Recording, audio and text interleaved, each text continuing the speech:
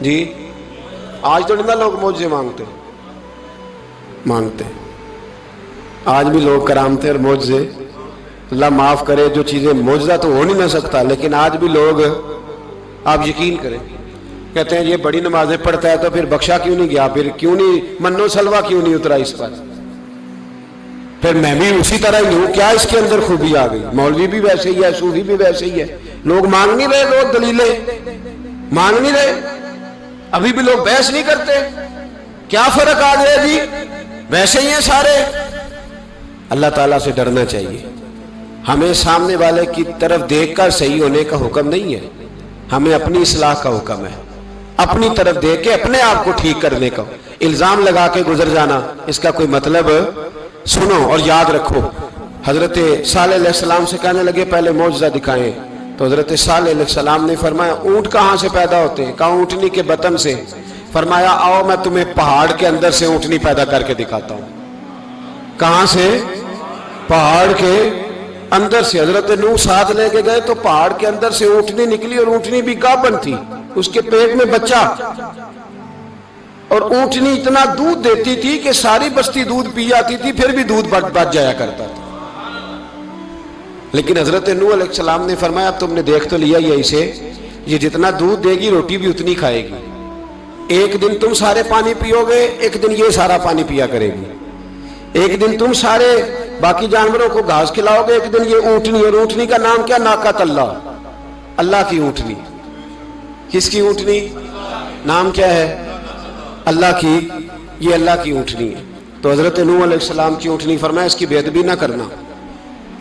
باز نہیں آئے لوگ، باز نہیں آئے، کہنے لگا جی دودھ دینا تو ٹھیک ہے، پر یہ جو سارا پانی پی جاتی ہے نا یہ صحیح نہیں، یہ جو ساری گھاس کھا جاتی ہے یہ نہیں ٹھیک، دودھ دینا تو ٹھیک ہے پر یہ نہیں صحیح۔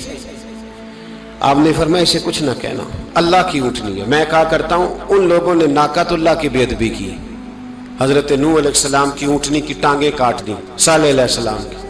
اور دیکھو اللہ بڑا بے نیاز ہے، اگر پیدا کرنا جانتا ہے تو حفاظت کرنی نہیں جانتا، لیکن رب کریم نے فرمایا نہ کرنا۔ انہوں نے ان کے پیر کاٹ دیے، کانوں پہ چھریاں لگائیں۔ اونٹنی جب مر گئی، اونٹنی اللہ تبارک و تعالیٰ کی وہ اونٹنی جب مر گئی تو حضرت صالح علیہ السلام کی قوم پر رب کریم نے زلزلہ بھیجا، اذا زلزلت الارض زلزالہا، جب زلزلے آئیں گے اور جب ان کا زلزلہ آنا زلزلہ آتا ہے نا،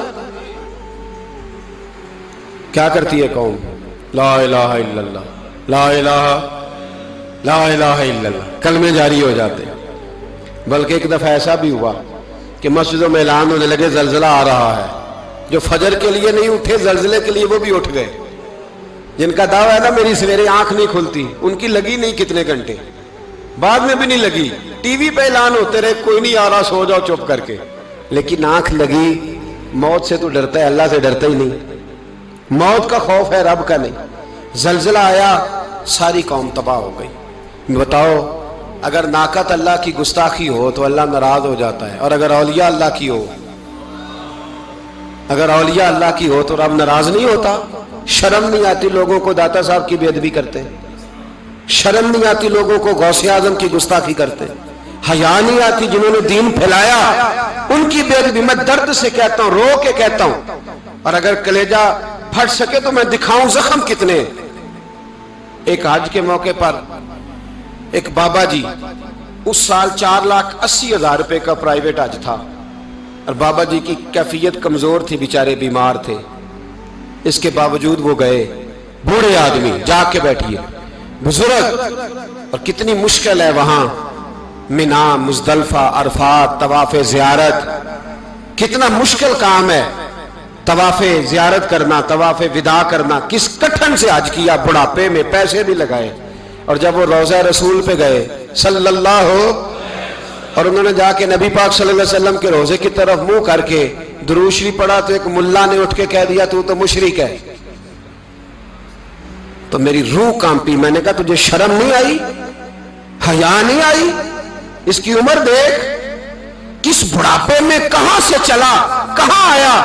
یہ مشرک ہوتا تو کسی مندر میں جاتا، یہ مشرک ہوتا تو کسی گرجے میں جاتا، یہ مشرک نہیں، یہ مومن ہے، اور یہ وہ والا مومن ہے جس کے سینے میں